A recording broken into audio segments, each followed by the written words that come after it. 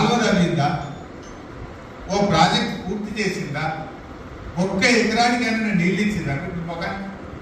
ఇక్కడ కేసీఆర్ చేసిన పని వల్ల మిషన్ కాకతీయలో చెరువులు చేసినాం, పెద్ద ఎత్తున చెక్ డ్యాములు కట్టినాం, పెద్ద ఎత్తున పెండింగ్ ప్రాజెక్టులు పూర్తి చేసినాం, కొత్తగా ఎన్నో రిజర్వాయర్లు మల్లన్న సాగర్, కొండపోచమ్మ సాగర్, రంగనాయక సాగర్, అనంతగిరి, అదేవిధంగా మిడ్మానేర్, అదేవిధంగా ఎల్లపల్లి, ఇట్లా ఎన్నో ప్రాజెక్టులు పూర్తి చేసి రైతాంగానికి నీళ్ళు ఇచ్చిన పార్టీ రైతు పార్టీ బీఆర్ఎస్ పార్టీ. అసలు నీకు రైతుల గురించి మాట్లాడే హక్కు ఎక్కడిది?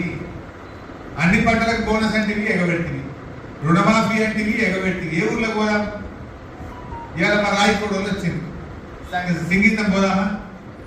లేదు నువ్వు మీ కొడంగల్ పోదామా? మహేష్ కుమార్ గౌడ్ నేను నిజామాబాద్ పోదామా? ఏ ఊళ్ళోనన్నా 100% రుణమాఫీ అయిందని వెళ్తున్నా అడుగుతామా? ఏ కసిన్ కన్నా కూర్చుందాం, ఏ ఊళ్ళకన్నా పోదాం. ఇప్పటికీ ఊళ్ళల్లో 50% మందికి రుణమాఫీ కానటువంటి పరిస్థితి. అన్ని కోసమే రుణమాఫీ చేయకపోతే, 2 సార్లు రైతు బంధు కొడుతుంది, సన్న బట్టలకు బోనస్ ఇవ్వకపోతే, ఇలా ఏం చేసింది మీరు? అసలు ప్రజలకు అన్ని అర్థమైనవి. ఇలా కేసీఆర్ ఉండగా ప్రతి మండలానికి ఒక గోడౌన్ కట్టించింది. ఏనాడు ఎరువుల కొరత రానియలేదు. మీరు రాగానే జనము జీలుగు విత్తనాల ధర పెంచిండ్రు, అవి కూడా దొరకలే. మనం అసలు విత్తనాలే దొరకలే. మనం ఈ ముఖానికి విత్తనాలు సరఫరా చేసే శాతగాని ప్రభుత్వం ఇంకా మీరేదో పెద్ద మేము పొడిచినాం పీకినామని మాట్లాడతారు. 18 నెలలు ఏం చేసింది మీరు? అసలు మీరు సాధించింది ఏంటి?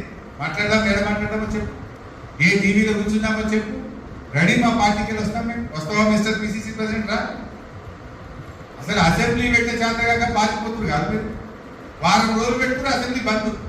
నిజంగా అంత చేసిన వాళ్ళు అయితే అసెంబ్లీ పెట్టడానికి ఎందుకు భయపడుతున్నారు?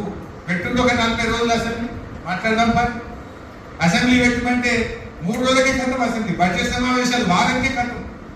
యాడ బట్టలు ఇస్తారో బీఆర్ఎస్ వాళ్ళు, యాడ పరుగు పోతుందో సమాధానం చెప్పుకోలేక వారం రోజులకే అసెంబ్లీ వాయిదా వేసుకొని పారిపోయే మీరు ఇంకేదో పెద్ద అసెంబ్లీలో మాట్లాడదామా, ఈడ పెట్టుని రెడీ.